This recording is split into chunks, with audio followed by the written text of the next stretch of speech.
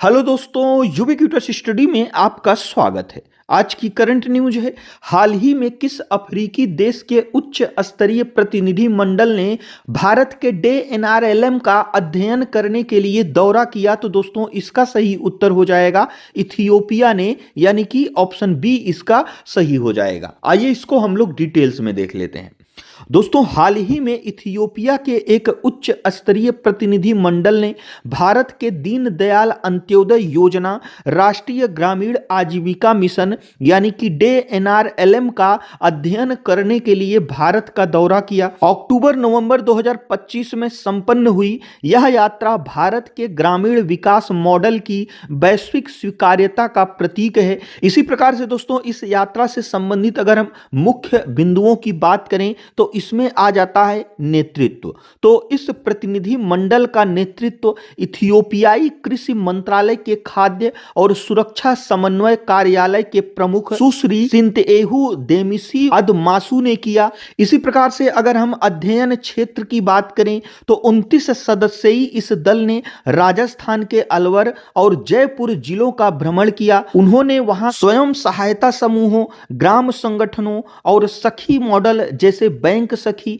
कृषि सखी के जमीनी कार्यान्वयन को देखा। इसी प्रकार से इस दौरे के मुख्य उद्देश्य की अगर हम बात करें तो दोस्तों इथियोपिया अपने प्रमुख सामाजिक सुरक्षा कार्यक्रम प्रोडक्टिव सेफ्टी नेट प्रोग्राम में भारत के सफल सामुदायिक नेतृत्व वाले विकास मॉडल को शामिल करना चाहता है। इसी प्रकार से दोस्तों दीनदयाल अंत्योदय योजना, राष्ट्रीय ग्रामीण आजीविका मिशन यानी कि DNRLM की बात करें तो यह भारत सरकार के ग्रामीण विकास मंत्रालय की एक प्रमुख योजना है जिसे जून 2011 में शुरू किया गया था। इसका लक्ष्य 10 करोड़ से अधिक ग्रामीण गरीब परिवारों को स्वयं सहायता समूहों के माध्यम से संगठित कर उन्हें अस्थायी आजीविका प्रदान करना है। और दोस्तों इस मिशन के मुख्य रूप से 4 स्तंभ हैं। कौन कौन से? इसमें सामाजिक एकजुटता और संस्था निर्माण, वित्तीय समावेशन, अस्थायी आजीविका संवर्धन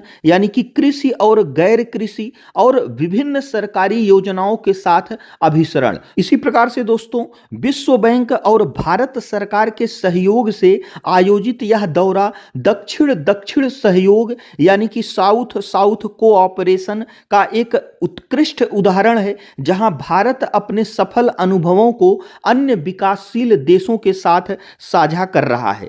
और अगर हम साउथ साउथ कोऑपरेशन की बात करें, यह क्या है? तो दोस्तों जब 2 या 2 से अधिक विकासशील देश अपने विकास लक्ष्यों को प्राप्त करने के लिए एक दूसरे की मदद करते हैं तो उसे दक्षिण दक्षिण सहयोग यानी कि साउथ साउथ कोऑपरेशन, इसको शॉर्ट में SSC जो है कहा जाता है। यह विकासशील देशों जिन्हें ग्लोबल साउथ कहा जाता है। ग्लोबल साउथ के बारे में दोस्तों हम लोगों ने 8 जनवरी के करंट अफेयर्स में किया था। तो यह विकासशील देशों के बीच आपसी सहयोग का एक महत्वपूर्ण ढांचा है। इसका मुख्य उद्देश्य विकसित देशों पर निर्भरता कम करना और विकासशील देशों को आपस में ज्ञान, प्रौद्योगिकी और संसाधनों के आदान प्रदान के जरिए आत्मनिर्भर बनाना है। इसी प्रकार से दोस्तों यह हमारा आज का करंट अफेयर्स था। जो हमारा आज का क्वेश्चन है वह है, विश्व ब्रेल दिवस प्रतिवर्ष 4 जनवरी को मनाया जाता है।